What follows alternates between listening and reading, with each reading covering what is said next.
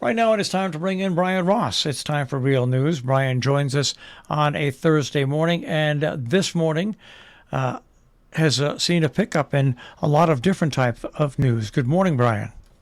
Good morning, Marshall. I've just finished reading the 29-page appeals court decision, which essentially agreed with the Department of Justice that it had the right to look at the classified documents, and that Donald Trump had no argument at all. They called it a red herring. It was strong language by a panel of 3 judges, 2 of whom were appointed by Mr. Trump when he was president to the appeals court. I'm glad you pointed that out because I don't think we have judges being political, but I do think we have some judges that are appointed that just don't have the knowledge that they really should be in that position. I'm not saying they're political. I'm just saying I don't think they're briefed and have enough knowledge in far-reaching decisions like this. Well, certainly this decision by the appeals court in the 11th Circuit in Atlanta shows that the initial judge down in Florida who made the ruling and who was appointed by Donald Trump, Judge Cannon, did not know what she was talking about, frankly. Yeah, and they I want to read some of this because I think it's important. And by the way, if you go online, our listeners go online, it's worth reading. It really is. Plaintiff has not even attempted to show that he has a need to know the information contained in the classified documents, nor has he established that the current administration has waived that requirement. Plaintiff suggests, meaning Trump, he may have declassified these documents when he was president, but the record contains no evidence that any of these records were declassified. In any event, at least for these purposes, the declassification argument is a red herring because declassifying an official document would not change its content or render it personal. He has no need to know it. And he went on Fox News last night with Hannity and said, as president, if he just thought about it, that they were declassified, they were declassified. He didn't have to say anything, he just thought about it. So now I think now with this decision by the court, and maybe he'll appeal it, I don't know, but this is extremely strong language, knocking down every one of his legal arguments. All right. We will be dealing with Donald Trump on several issues now because the New York Attorney General, the New York City of New York Attorney General, now has actually announced what the charges are and basically much more detail. So you get a better scope of what Donald Trump faces in New York, also what he faces in Georgia. And also the January 6th Commission. I mean, there's a lot percolating there. I'll say, and of course now the filing by the New York Attorney General, she's a Democrat running for re-election. She promised to go after Trump, and she has. Is not a criminal matter. The Attorney General does not have criminal powers. So this is something, though, that she has referred what she found to the United States Department of Justice, the Southern District of New York. And it seems to me that what she presented, as she called it, a staggering record of massive fraud over years, $250 million is the figure she puts on it, carried out by Trump, his 3 children, and the Trump Organization. And I'm glad you pointed out the difference between the civil trial is jurors now in New York State in this trial, they can take it as a negative that he took the Fifth Amendment so many times. Right. That's a big difference. Exactly right. And his son did, and he did. And of course, he was famously saying, anyone who takes the Fifth is guilty, like the mobsters. But now he says not the case. And the Constitution does provide protection against. You can't be forced to testify against yourself, self-incrimination. But the lawsuit by the Attorney General of New York, she seeks to keep him from doing business in New York in any way. He seems to have moved his base of operations to Florida. But she's going after him. She's not trying to shut down the company, but really trying to restrict its ability to do business in New York. And as Maggie Haberman of the New York Times said, of all the things going on, the criminal investigations with the documents and in Georgia, this may be the one that hurts him the most because he was so proud of his record, apparently false, that he was a self-made man and made billions. This document reveals just a pattern of fraud in acquiring his wealth. All right, let's move on to some very interesting events out of rotating around the special operation in Ukraine. First of all, the Ukrainians keeping up their pressure. The Russians, Vladimir Putin announcing that they're going to bring back 300,000 reservists and military people, which they have to train to go back in.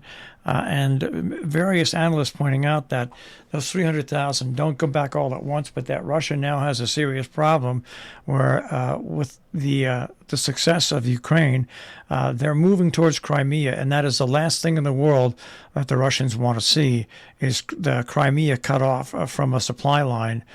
This has turned into, and then of course Vladimir Putin with threatening a nuclear war once again in his speech. And take a look at now all of a sudden the protests that are going on in Russia. Well, that's a surprise because it's a crime to protest against what's going on there, and even so, people are protesting, being arrested. Thousands were arrested, according to one account. This decision to essentially call up the reserves of people who may have served or are still eligible. As you know, and reading between the lines, I mean, American and Western diplomats see this really as a sign of weakness, that Putin is desperate, that he did not want to do this and did not want to call up the reserves, since a kind of a draft, and he's going to pay the price for it. And these setbacks on the battlefield have really staggered and exposed, I think, his army's ability to fight. They are a paper tiger, it seems. And also, when you go to the eastern section of the Ukraine, the northeastern section, their fighting now is so intense right along the border with Russia, is that now people 10 and 20 and 30 miles inside of Russia daily hear these bombings and hear the mortar fire from both sides. And that has been a big wake-up call also in the outskirts of Russia, where Putin has indeed his most support. Well, yeah, and as you know, President Biden was asked in an interview by Scott Pelley on 60 Minutes, how long will you continue to support Ukraine? And the answer was, as long as it's needed. And the U.S. armaments, in particular these long-range missiles, have really torn apart the ability of the Russian army to resupply, to store its ammunition. These are missiles that be fired at like 100 miles away. Imagine you could fire a missile in Sharon that would hit within 12 feet a target in New York City. That's the kind of weapon the Ukrainians now have, and they are going after their supply depots and their armories. So it's really hurt them, and that's made a difference in the war. I think one question that has to be raised, and probably be raised and thought about by our listeners, like, how far does Ukraine go? Do they want to get back Crimea? Is that how far it goes? They want to get back to where it was before the invasion? It's an open question, I think. Do we support a full-out war with Ukraine and Russia trying to take Crimea? I don't know. Would they want to go farther? What's interesting about that is I think that what the Ukrainians are doing is they want to get to the outskirts of Crimea to the point where they can cut it off, and then use that as a bargaining chip.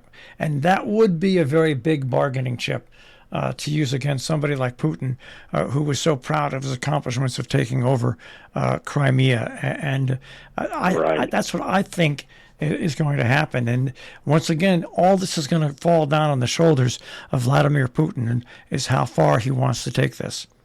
Right, and I think for Ukrainian President Zelensky is also the question of how far does he want to take it?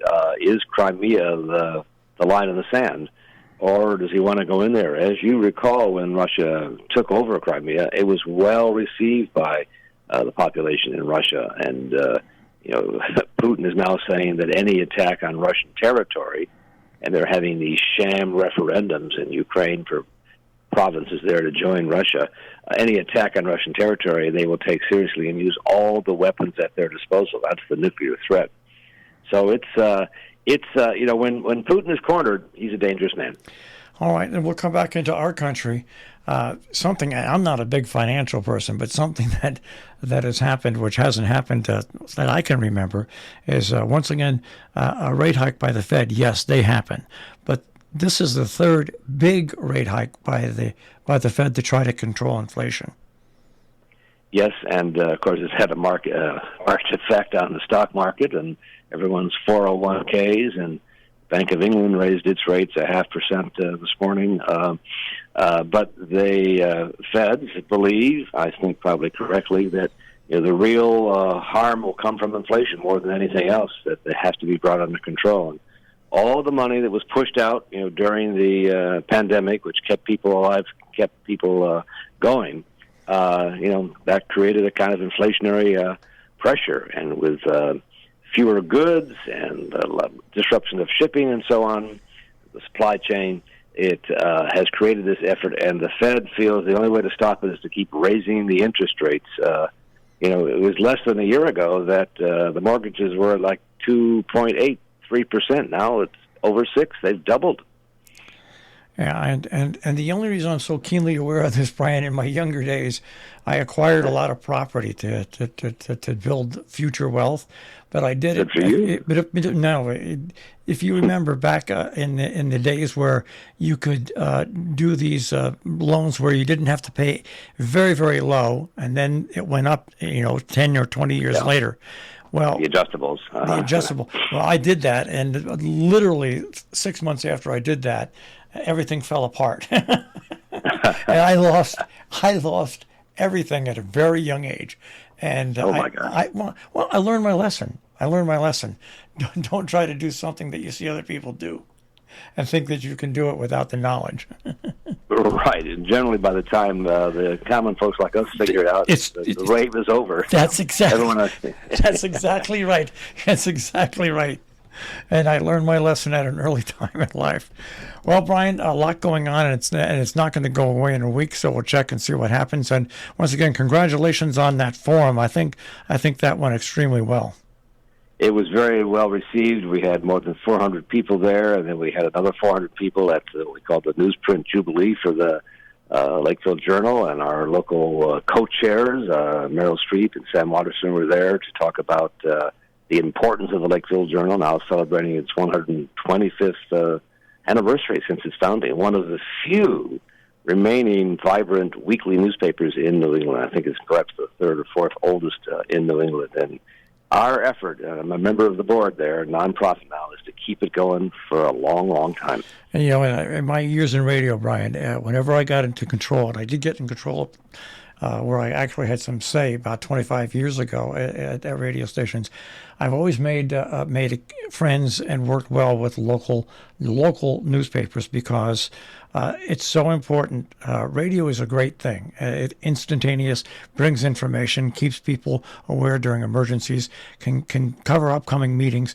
but nothing like a local newspaper can keep the public informed and keep government on its toes. Nothing.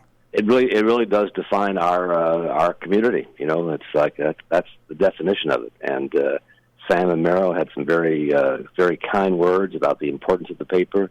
And on the panel on Friday night, Marty Barron, who was the former editor of the Washington Post, you probably know him from the movie Spotlight, played by Lee Shriver. He came down from his home in Stockbridge, and we had executive vice president from Vice talk about the next wave of journalism, and the brand new editor of the Lakeville Journal, John Costin, who's a terrific guy, and he's really markedly improved the paper, I believe. All right, Brian, always great to speak to you. We'll speak to you next week. Can't wait. Bye-bye. Take care. Brian Ross at Real News. And if you missed any part of this or any other Real News, you can find them on the web, robinhoodradio.com. Click on demand, click on Real News with Brian Ross, and they're all there.